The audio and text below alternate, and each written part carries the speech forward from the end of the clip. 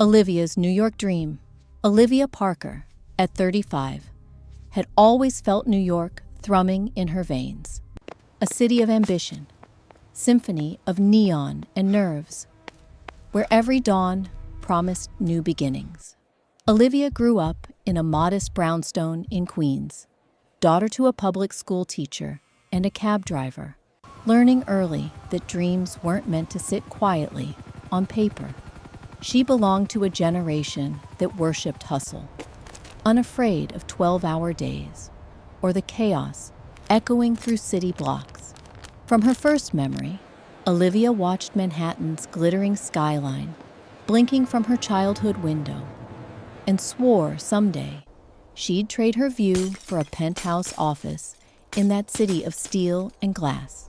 She sprinted through every challenge: honor roll at her rough-around-the-edges high school, scholarships at NYU, internships in sterile offices that smelled of ambition and coffee. The city demanded more than hard work. It demanded sharp instincts and courage to stand her ground. Olivia answered with everything she had. By her late 20s, Olivia's ambition crystallized into a tech startup, founded with her charming husband, Brian, her college sweetheart, and their fiercely loyal friend, Jessica. Together, they were an unlikely trio. Olivia with her relentless drive and vision, Brian with his gift for charming investors, and Jessica whose code stitched the company's dreams into something real. New York noticed them. First a whisper, then a shout. Their company, Novasphere, cracked open the world of fintech, promising AI-driven solutions for even the oldest, most stubborn Wall Street firms. But even as Novasphere gained momentum, Olivia never quite lost the feeling that she was running, always running, towards something brighter and away from the shadows flickering just behind her. The city lit her up and wore her down in equal measure. She chased deals at cocktail hours, inside glass towers, learned to trust her instincts in boardrooms packed with sharks, and discovered that sometimes the biggest enemies wore familiar, smiling faces. Yet every night, she looked out on that dazzling skyline and reminded herself, this was New York. This was her dream. And though the city had changed her, nothing could tear away her hunger to conquer it on her own terms. The pinnacle of ambition. Within just 2 short years, Olivia's company soared to heights she had only imagined during her younger nights staring at the Manhattan lights. Novasphere became the talk of the town, praised by financial blogs and tech journals as a revolutionary player in the competitive fintech landscape. Reporters trailed Olivia at industry conferences, eager for a quote with the woman who turned Wall Street's old guard on its head. Every morning seemed to come with a new feature article: the queen of smart finance, Brooklyn's daughter changing Wall Street, the visionary behind Novasphere. Olivia was whisked from panel discussions to cocktail galas, rubbing shoulders with the people she'd once watched warily from the street. Invitations arrived for exclusive gatherings in glass and steel skyscrapers, and her phone buzzed nonstop as investors tried to wedge their way into Novasphere's next round. Behind the scenes, Novasphere's rapid growth left little room for sleep or doubt. Olivia's days ran on coffee and adrenaline, and each late night in her downtown office meant pushing to outpace rival startups with equally hungry founders. Sales teams expanded, code was rewritten through weekends, and Jessica's knack for innovation transformed the company into a powerhouse. Brian shined before the cameras, always ready with a smile and a sharp quote, radiating confidence about their future. With each lucrative contract, especially the game-changing multi-million-dollar partnership Olivia brokered with a leading investment bank, the company's reputation solidified. Novasphere wasn't just offering a product, they were promising the future. Olivia felt a surge of pride whenever she passed the company's logo on digital billboards in Times Square, or saw their app trending on the finance charts. But the mounting pressure was ever present. Shareholder calls grew more intense.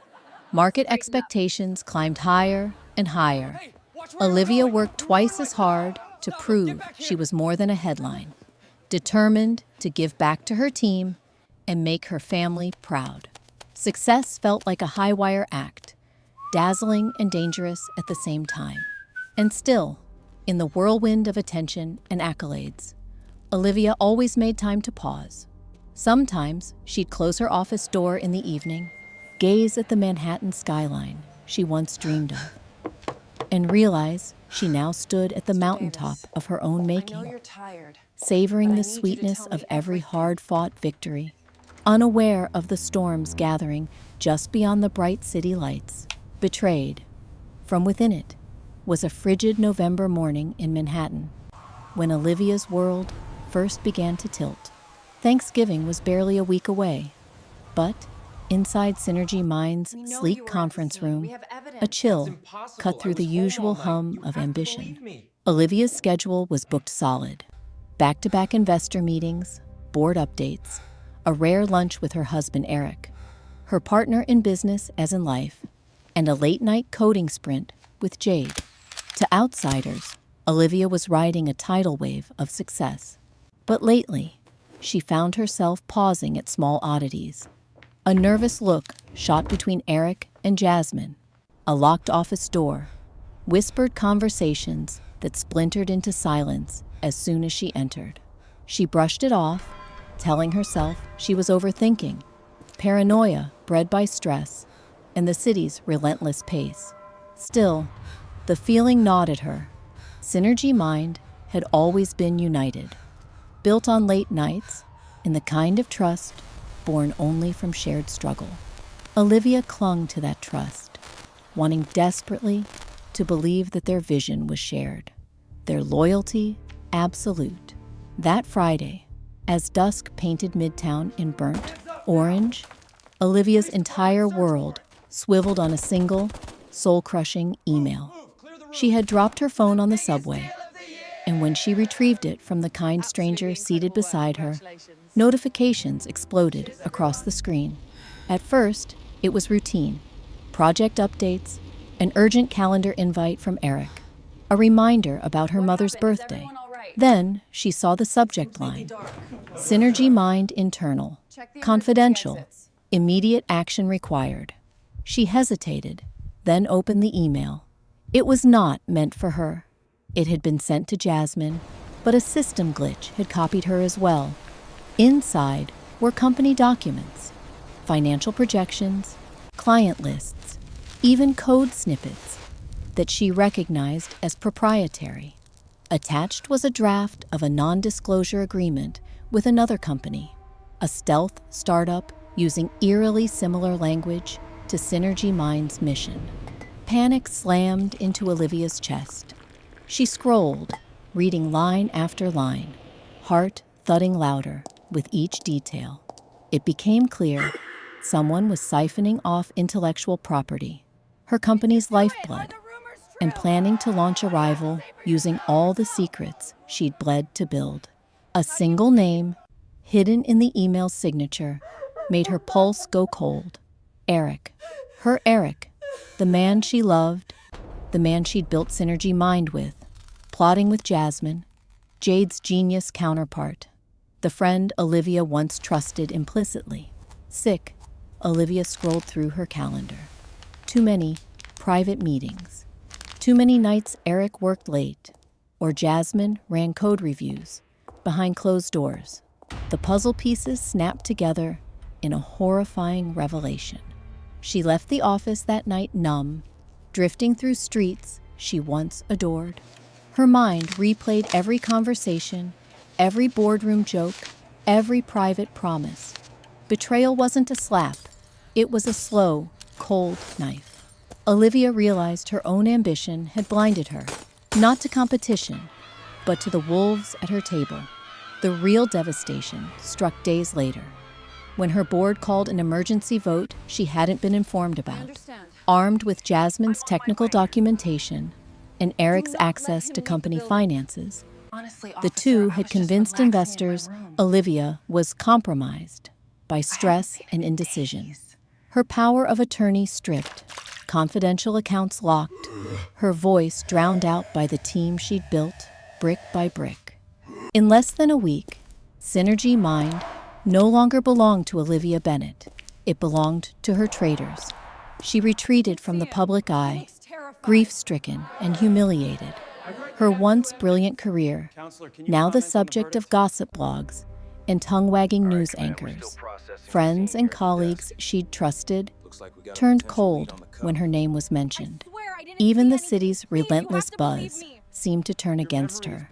Her apartment felt too big, too silent. Yet inside, Olivia nursed the one thing no betrayal could destroy, a spark of defiance that the city itself had once kindled. She would not let them, Eric, Jasmine, or even herself, become the last word in her story. Not in New York, the city of relentless second chances. She let herself cry, then she gathered every ounce of what was left. Her dream was not over.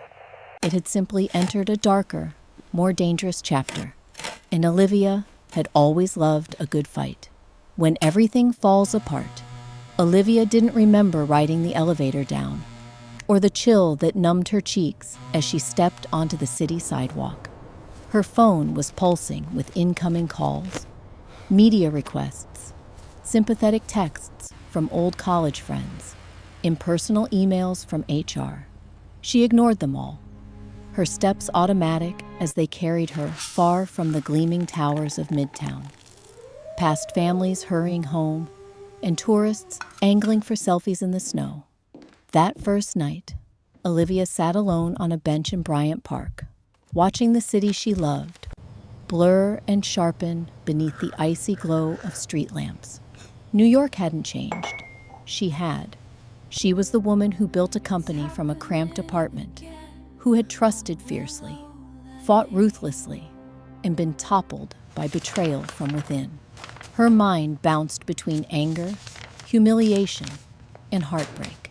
Grief gnawed at her ribs like hunger. In the days that followed, Olivia retreated from the public eye. News outlets, once eager to profile her rise, now feasted on her downfall. Tech queen dethroned in boardroom coup. Novosphere's Olivia Parker ousted in shocking betrayal. Rumors, some true, many embellished, circulated in the business community. Friends disappeared, sponsors rescinded offers, and investors she'd spent years cultivating fell silent. Even her apartment felt hostile. Every room haunted by memories of late-night laughs with Brian and marathon strategy sessions with Jessica. She tried to reach out, desperate for closure. A text to Jessica went unanswered. A phone call with Brian ended in terse, legal threats. Her inbox flooded with requests for interviews from tabloids, but Olivia refused. She wasn't ready to perform her pain for the world. She did, however, begin to document everything. Emails, financial records, lists of names and dates. Some nights, she nearly gave in to despair. Other nights, she imagined vengeance, poetic, swift, and cold. But New York was nothing if not resilient, and so was Olivia. Determined not to let her story end this way, she forced herself outside. She revisited her old haunts, the coffee shop where she'd scribbled out Novosphere's first pitch, the riverside promenade where she'd made her first investor call. Each place reminded her that she had once risen from nothing. Now, stripped of reputation, partnership, and trust, she resolved to do so again. A chance encounter with Margaret Jackson, a legendary angel investor who had long admired Olivia's integrity, offered her a new beginning. Margaret didn't pity her. Instead, she offered tough love, reminding Olivia that the only battles worth fighting were the ones that left scars. With Margaret's mentorship, Olivia set out to rebuild. But this time, she would play by her own rules. She'd learned the cost of misplaced trust and knew the value of true allies. The city that had broken her heart would become the proving ground for her redemption. An unexpected comeback 2 years. That's how long it took me to gather what was left of my shattered pride and begin to piece together a new version of myself. New York has this funny way of swallowing you whole and then spitting you out if you can't keep up. But maybe it's also a city of reinvention, where the skyline itself is always morphing, a monument to the possibility that anyone, even someone as battered as me, can rise again. In those first months, after losing everything, I kept my distance from the press and the fancy galas, the world where I had once felt almost invincible. Instead, I gravitated to quieter corners of the city, coffee shops in Brooklyn with steamed-up windows, old bookstores in the Village, rooftop gardens where the air was thick with hope. I spent endless afternoons sketching out business ideas on napkins, filling notebooks with what-ifs, and maybe some days. My pain gave me new eyes and, oddly enough, sharper instincts. I stopped believing that success was about headline deals and flashing lights. Instead, I became obsessed with the idea of creating something real, something that wouldn't be so easily torn apart by selfish ambition or hidden agendas. It was on one of those gray afternoons that I met Margaret Collins. She was a legend in the world of angel investors, someone I'd only admired from a respectful distance during my Novosphere days. When I finally dared to reach out, part of me expected the cold shoulder. Who wanted to back the woman the tabloids had declared too emotional, too risky? But Margaret had a way of cutting through the noise. She looked at my battered courage, my stacks of ideas, and, after hours of grilling me over black coffee and bagels, she nodded and simply said, "Let's build it smarter, let's build it stronger, let's build it together." With Margaret's mentorship, I found my confidence again. We started in the apartment I was barely affording, using my battered MacBook and a whiteboard crammed into the corner. My support team this time was tighter. Jason Lin, a product designer who understood the meaning of loyalty, and Maya, a code whisperer whose genius rivaled Jessica's, but whose heart was never in question. Late-night brainstorming sessions over takeout replaced cocktail parties. Our mission was clear: to create a digital platform empowering small businesses, a toolkit that would prevent what happened to me from happening to anyone else. We called it Phoenix Works, a nod to legacies rebuilt from ashes. Progress was slow, sometimes agonizingly so. We were bootstrapping on what little savings I had left, and doubt was a constant intruder. Yet every tiny win, a successful beta launch, a glowing review from a local bakery owner, the first time someone recognized our logo, reminded me how much sweeter it felt to build slowly and with care. We ran our operation lean and ethical, refusing quick money that came with ugly strings attached. When Margaret finally convinced a group of like-minded investors to back us, it wasn't because of flashy projections, but because they saw authenticity in the pain behind the product. On the day we officially took our first real office, I stood for a long moment at the window, surveying a far less glittery skyline than the one I'd stared at in my Novosphere penthouse. Yet somehow, the view felt richer. I felt richer, wiser, weathered, and braver. Of course, word of my return gradually rippled through the city. To my surprise, people were less interested in my downfall than I expected. Maybe it was the passing of time. Maybe it was the way New York crowd loves redemption arcs. But the narrative had shifted. I wasn't the tragic figure anymore. I was the comeback story. Networking became different this time, more genuine. I reconnected with a few old friends who had remained loyal in their silence, and I found new allies who valued vision over gossip. There were still moments when a shiver of anxiety prickled down my spine, reminders of coded conversations and broken trust, but I learned to let them flow through me instead of paralyzing me. Phoenix Works grew from a whisper to a murmur to a buzz. Our launch party wasn't some skyscraper affair.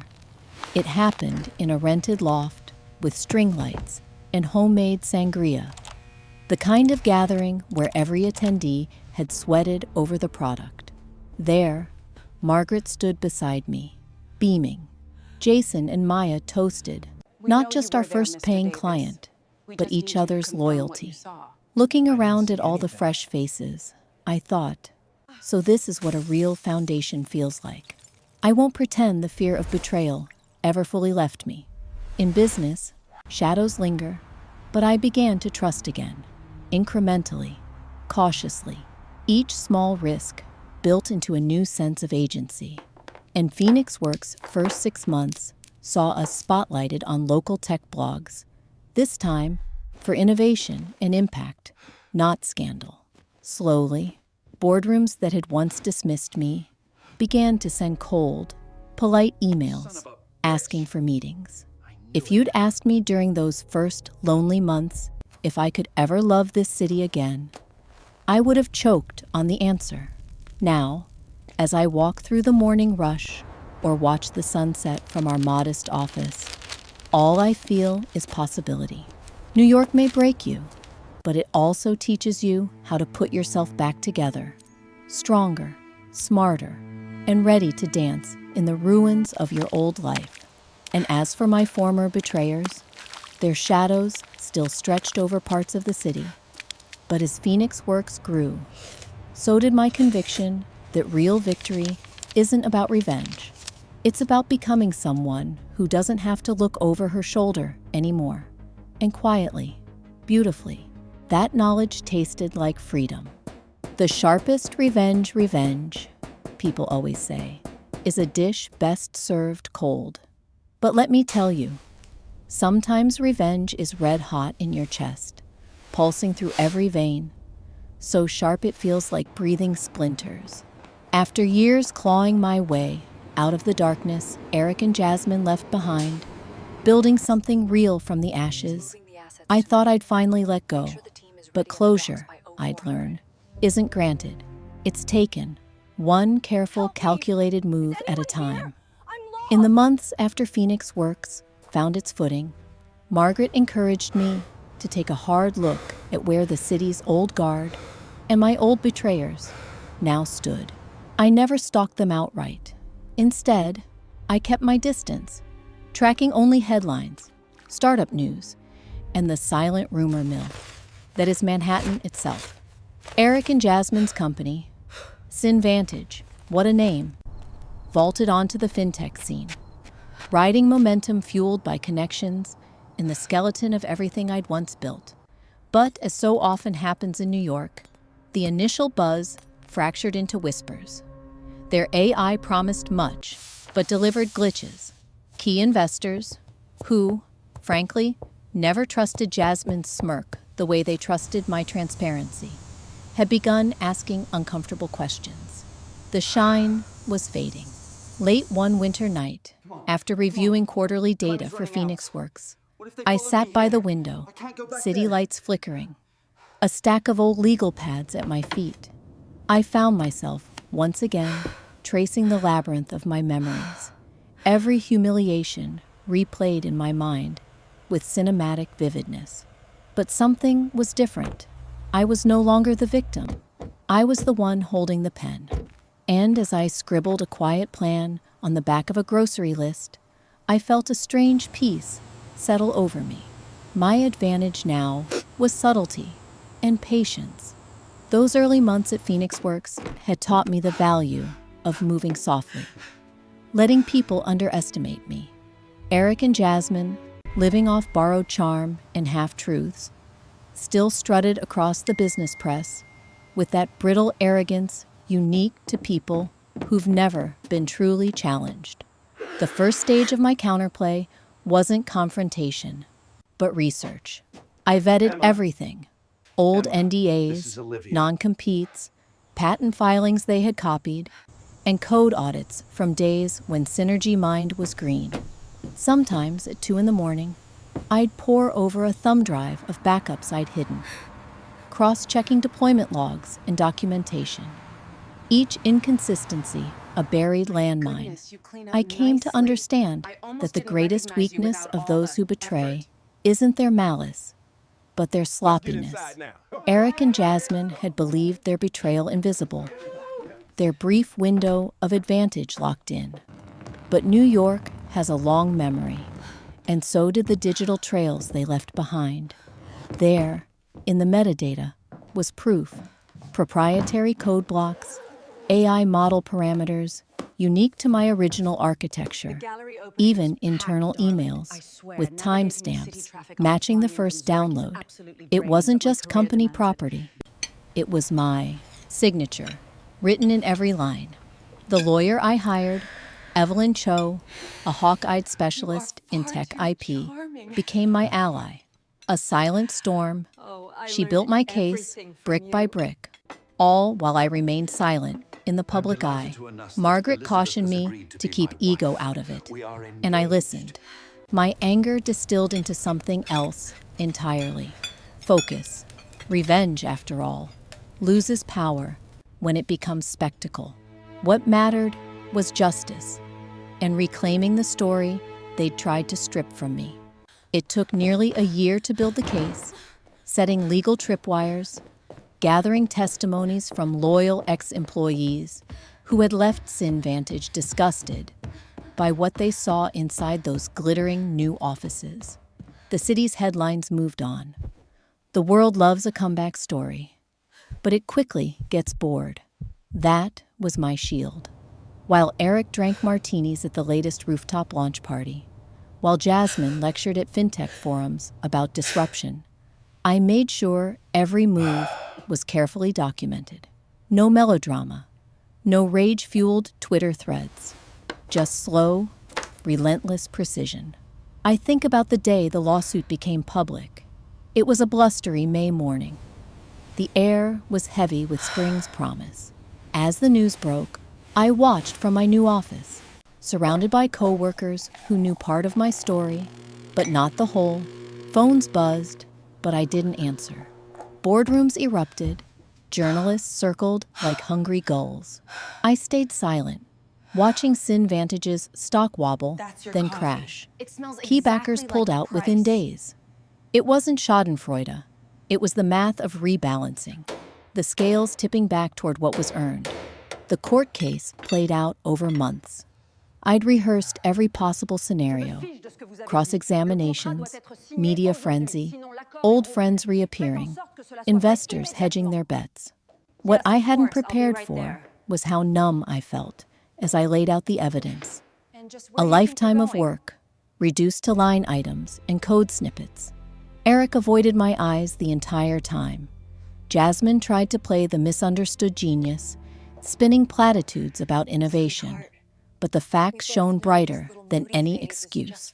During this chapter, I never spoke publicly, never gave in to whispers about vendetta or scandal. I gave depositions, I answered questions, and I trusted my legal team to do the rest. Meanwhile, Phoenix Works thrived.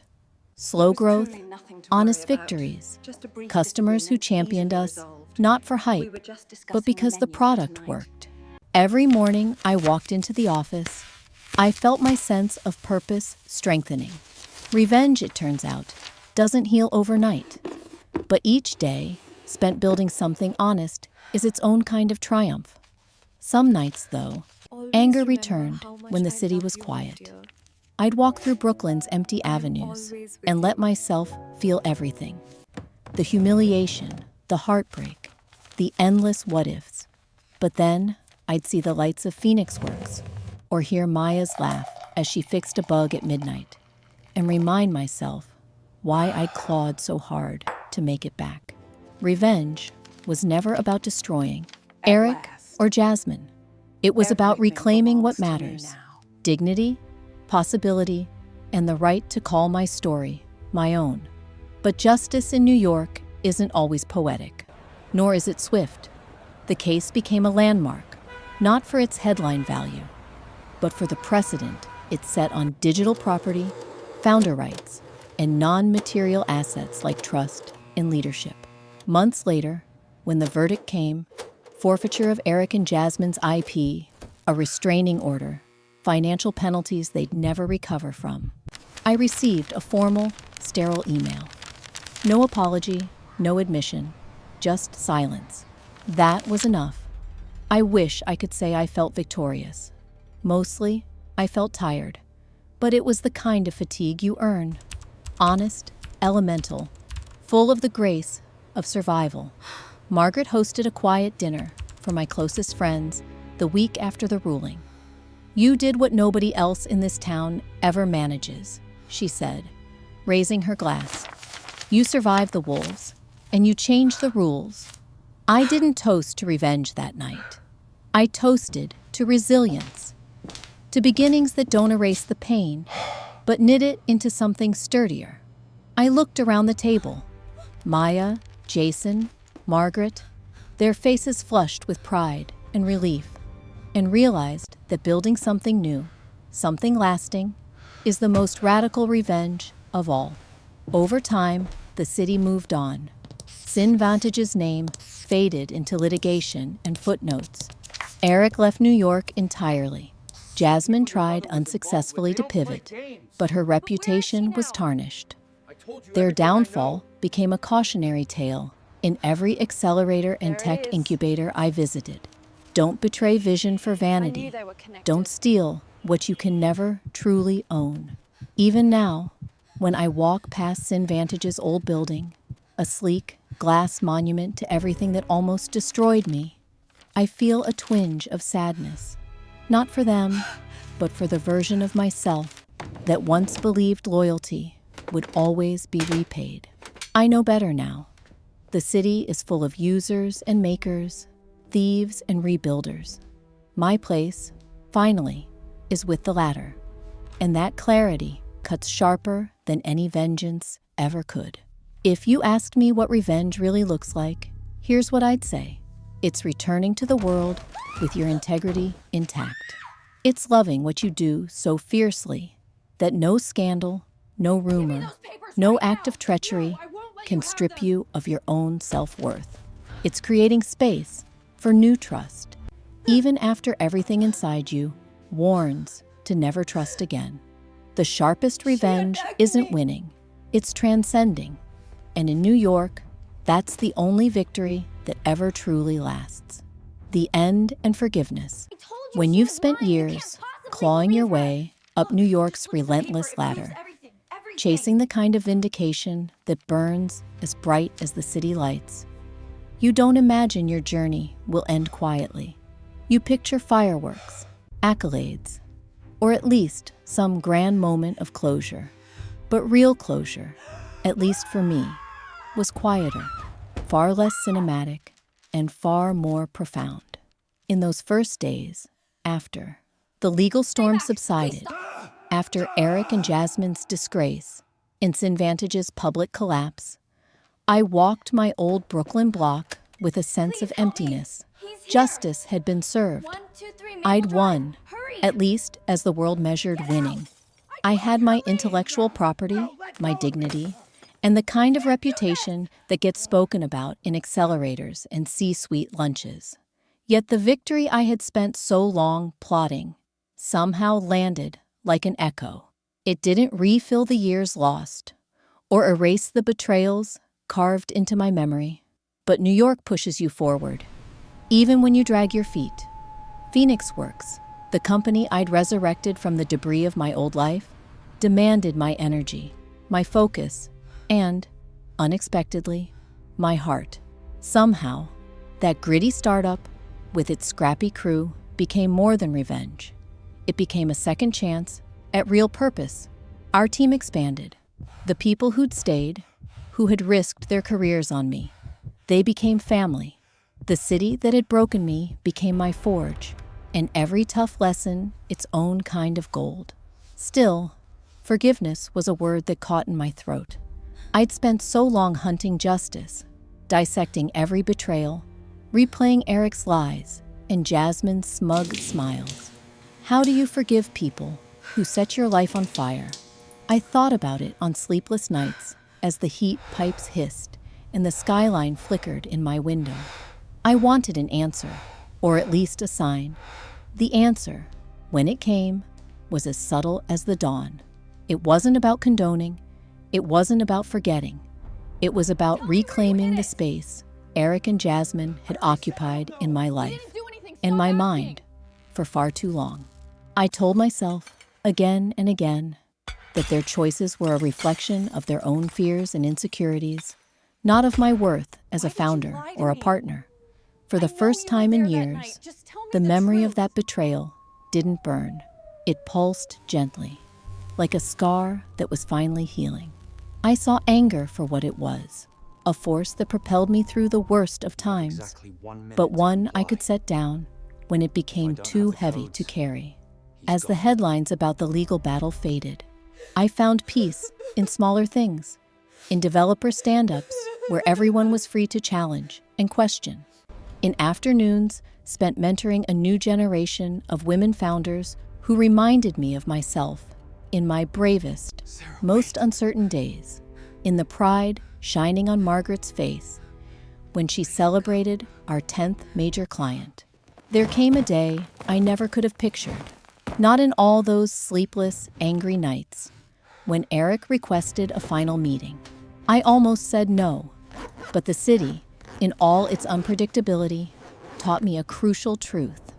Sometimes the hardest choices hold the seeds of freedom. We met in a noisy Greenwich Village cafe, the type where no one knows your name and no one cares enough to ask. Eric was older, weighed down by more than the lost company. The arrogance that once fueled him had faded, replaced by fatigue and something resembling regret. He apologized, not in some grand, cinematic plea for forgiveness, but in the faltering way of someone who finally understands the consequences of their actions. I listened. I didn't absolve him, but in that modest apology, I felt my anger unravel and dissolve. I realized forgiveness didn't mean we would ever be friends again, or that I owed him a place in my future. It meant I could let him go, and with that, the wound shifted once more, from an open gash to a memory that no longer defined me. Jasmine never reached out. In truth, I didn't need her apology. Some endings have no neat bow, no last chance for closure. Instead, her silence became its own kind of answer. In the years since, I've heard she left the city for good. Her reputation faded. Her networks withered. Maybe, somewhere in her own labyrinth of regrets, she's found a measure of peace. Or maybe not. Either way, her power over my narrative was finally gone. Strangely, what surprised me most wasn't what I lost, but what I gained. My sense of self solidified, untethered from the validation of boardrooms or news headlines. I found immense gratitude. Gratitude for the grit that grew in hardship, for true allies like Margaret, Jason, and Maya, for the reminder that leadership, at its best, is not about perfection or invincibility, but about resilience, hope, and humility. I spent more time with my family, took long walks along the Hudson, watched the city's seasons shift, and slowly felt the calluses of old wounds soften. With Phoenix Works' continued successes, I became someone others turned to, not for war stories, but for wisdom. I told them what the city taught me, that the real triumph isn't in taking your enemies down, or even in clawing your way back to the mountaintop. It's in enduring, loving, and building again, no matter how many times you're knocked flat. The grace to forgive both others and yourself is the only way to step into the future, unburdened by the debris of the past. And so, my final act of closure was internal. I stopped looking for validation in the ruins of what had been destroyed. I looked forward instead to the next big idea, the next partnership built on trust, the next quiet moment when my reflection in the window was enough. Forgiveness, I learned, doesn't erase the scars. It honors them and turns them into something vastly more enduring. Wisdom. Years after my name was splashed across headlines for all the wrong reasons, I found myself walking down Fifth Avenue on a bright October morning. The air was crisp with possibility, and for once, I wasn't haunted by old ghosts. I paused at a crosswalk, feeling the city's pulse under my skin, watching the swirling chaos of taxis and hurried pedestrians, and I smiled, really smiled. I'd become more than the sum of my traumas, more than the girl whose ambition drew both empires and enemies. In forgiving what couldn't be changed, in letting go of the narrative of betrayal, I entered the rarest club in New York. Those who survive, rebuild, and walk forward with hope. That, I think, is victory. And if my story means anything to anyone still fighting for their own second chance, let it be this. Liberation isn't winning or conquering. It's learning to release. That's how my story ends, at least for now. Not as a cautionary tale, not as a tragedy, not even as an anthem of revenge, but as a quiet revolution in a city that never stops teaching, never stops changing, and never lets you forget that reinvention is always, always possible.